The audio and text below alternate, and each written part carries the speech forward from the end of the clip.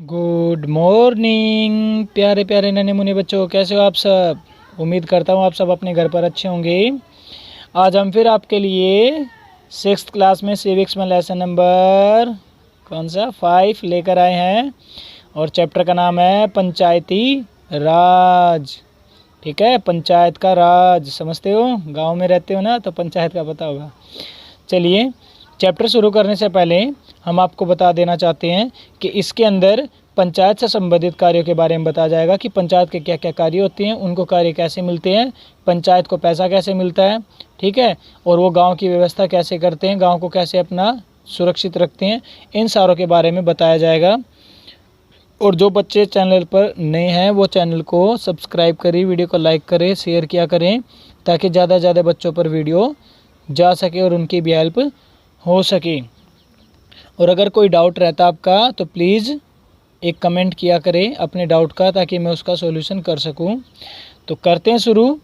पहला प्रश्न अभ्यास में हरदास गांव के लोग समस्याओं का सामना कर रहे थे, उन्हें अपनी समस्या सुलझाने के लिए क्या किया। ठीक है, कहाँ की बात हो रही है, हरदास गांव की। देखिए समस्या क्या थी, पहले समस्या देखते, पानी की कमी। नंबर 2 सड़कों का टूट जाना। 3 गरीबी। ये थी उनकी समस्याएं, कौन सी, पानी की कमी, सड़कों का टूट जाना और गरीबी। समाधान क्या किया, ग्राम सभा ने सड़कों की मरम्मत करवाई। ठीक है, जो गांव की सभा होती है ना उसने मिलकर सड़कों की मरम्मत करवाई। ग्राम सभा ने हैंडपंपों को गहरा करवाया। आपको पता है पानी नीचे चला जाता है ना ज़मीन में, तो क्या करते हैं, हैंडपंप का सूख जाता है तो उसमें और ज़्यादा पाइप डलवा देते ताकि हैंडपंप नीचे तक जाए और पानी को प्राप्त कर ले। उसके बाद है गरीब लोगों की सूची बनाकर सरकार द्वारा कल्याणकारी योजना का लाभ दिलवाया। जैसे आपको पता होगा बीपीएल लोगों की सूची बनाई जाती है, उसी प्रकार से ग्राम सभा ने क्या किया, हरदास गांव में वहाँ के गरीब लोगों की सूची बनाई और जो लोग वास्तव में गरीब थे उनकी सूची सरकार के पास भेजी। और जो सरकार की कल्याणकारी यानी कि अच्छी योजनाएं होती हैं ना लोगों की भलाई के लिए, उन योजनाओं को का लाभ उन लोगों को दिलवाया जिन लोगों को सूची में रखा गया था। समझ आया पहला प्रश्न, वेरी गुड। सेकंड पर्सन पे चलो चलते हैं। देखिए सेकंड पर्सन है ग्राम सभा के महत्व के बारे में बताएं कि ग्राम सभा का महत्व क्या है। ग्राम सभा गांव के लिए बहुत महत्वपूर्ण होती है, आपको ये तो पता ही होगा। ग्राम सभा यानी कि गांव की सभा, इसके द्वारा गांव के अंदर सरकारी कार्यों को और नए नियमों को लागू किया जाता है। कि सरकार द्वारा कोई भी कार्य होता है जो गाँव के लिए बनाया जाता है, ग्राम सभा क्या करती है, उनको गाँव में लागू करवाती है और क्या करती है, उन नियमों को लागू करवा कर उनकी रक्षा करती है और लोगों को उनका लाभ भी दिलवाती है। सरकारी योजनाओं का गांव के लोगों को न्याय दिलवाया जाता है। अगर मान लीजिए गांव में किसी व्यक्ति पर अत्याचार हो रहा है तो उनको न्याय दिलवाने का कार्य कौन करता है, ग्राम सभा। समझ आया, फिर बता देता हूँ। ग्राम सभा गाँव के लिए महत्वपूर्ण कार्य करती है।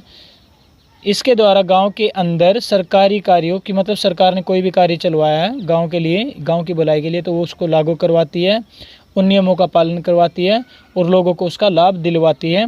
और गांव के लोगों को न्याय भी दिलवाने का काम ग्राम सभा का ही होता है।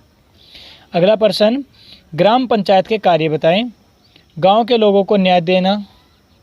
ठीक है, पहला पॉइंट है गांव के लोगों को न्याय देना, यानी कि किसी के साथ अत्याचार होता है उसको न्याय दिलवाना। गांव में सरकारी कार्यों को करवाना, कि सरकार ने कोई भी कार्य लागू किया है गांव के लिए तो उसको लागू करवाना। गांव में साफ सफाई का ध्यान रखना। और फोर्थ है गांव की संस्कृति को बनाए रखना। संस्कृति मैंने बताया था ना, संस्कृति का अर्थ होता है बेटा कि हम क्या पहनते हैं, क्या खाते हैं, कैसा हमारे रीति रिवाज है। ठीक है, इनको सबको क्या कहते हैं, संस्कृति। सभी क्षेत्र की अपनी अपनी संस्कृति होती है, सभी गांव की अपनी संस्कृति होती है। जैसे मान लीजिए किसी गांव में मेला लगता है हर साल, मतलब कोई भी उत्सव मनाया जाता है तो वो हर साल मनाया जाए। मंदिर में पूजा करना, सभी लोगों को जाने देना।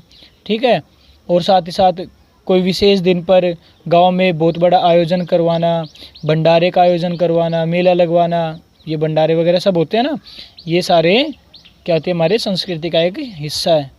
मेला लगाना, भंडारे करना, मंदिर में पूजा करना, अपने रीति रिवाज निभाना, ये सारे। अगला प्रश्न है ग्राम पंचायत के पास पैसा कहाँ से आता है। देखिए ग्राम पंचायत के पास पैसा आता है सरकार द्वारा अनुदान, यानी कि सरकार ने दिया हो पैसा।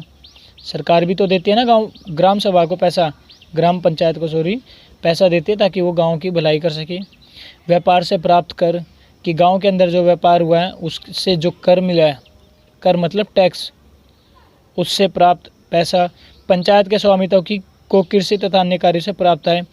कि पंचायत के क्षेत्र में जो भूमि आती है, अगर वो भूमि पंचायत ने किसी को दे रखी है खेती करने के लिए, तो उससे भी तो पैसा मिलेगा।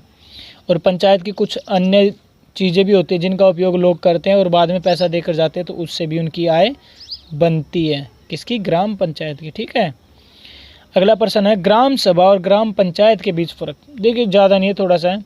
ग्राम सभा, सरकार अपने कार्य को ग्राम सभा को देती है।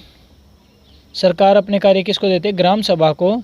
ग्राम सभा स्थायी होती है, यानी कि हमेशा रहने वाली, परमानेंट जिसको कहते हैं। जैसे गवर्नमेंट जॉब जो करता है वो परमानेंट होता है ना, उसको बीच में नहीं हटाया जा सकता ना, उसी प्रकार ग्राम सभा भी स्थायी होती है। ग्राम सभा के में सभी सदस्य समान होते हैं, यानी कि ग्राम सभा में सभी सदस्यों को समान समझा जाता है, यानी कि जितने भी सदस्य होते हैं सभी बराबर होते हैं। लेकिन इसके विपरीत ग्राम पंचायत को ग्राम सभा कार्य देती है। ग्राम पंचायत को कार्य कौन देती है? ग्राम सभा। ठीक है, ग्राम पंचायत को ग्राम सभा कार्य देती है। ग्राम पंचायत के चुनाव कितने वर्षों में होते हैं? 5 वर्षों में। और पंचायत के मुखिया को क्या कहते हैं? सरपंच। ठीक है, समझ आया? Very good. अब देखिए इसमें कुछ छोटे प्रश्न है। पंचायत के चुनाव कितने वर्षों में होते हैं? 5 वर्षों में। कितने में? 5 में। पंचायत के मुखिया को क्या कहते हैं? सरपंच। गांव के जमीन की जिम्मेदारी कौन रखता है? पटवारी। गांव से की ज़मीन जो होती है ना, उसकी जिम्मेदारी होती है पटवारी की। पंचायत कितने लोगों का समूह है? 5 लोगों का। गांव के लोग कौन कौन से व्यवसाय करते हैं? कृषि, पशुपालन, ज़्यादातर यही काम करते हैं। ठीक है, यहीं तक था हमारा लेसन नंबर 5। उम्मीद करता हूँ आप सब बच्चों को समझ आया होगा। अगर समझ आया तो प्यारा सा एक कमेंट किया करो, ताकि मुझे भी थोड़ा मोटिवेट हो जाऊँ और मैं भी और अच्छी वीडियो बना कर आपको दूँ, ताकि आपकी एसएस में मदद हो सके, आपका अध्ययन अच्छे से चलता रहे। और हाँ, जो बच्चे अपनी नोटबुक बनाना चाहते हैं वो भी इन वीडियो से बना सकते हैं, ताकि उन्हें का कार्य भी अच्छे से चलता रहे। तो इसी के साथ हम अपनी वीडियो समाप्त करते हैं। घर में रहें, सुरक्षित रहें, आसपास सफाई का ध्यान रखिए। जय हिंद, जय भारत।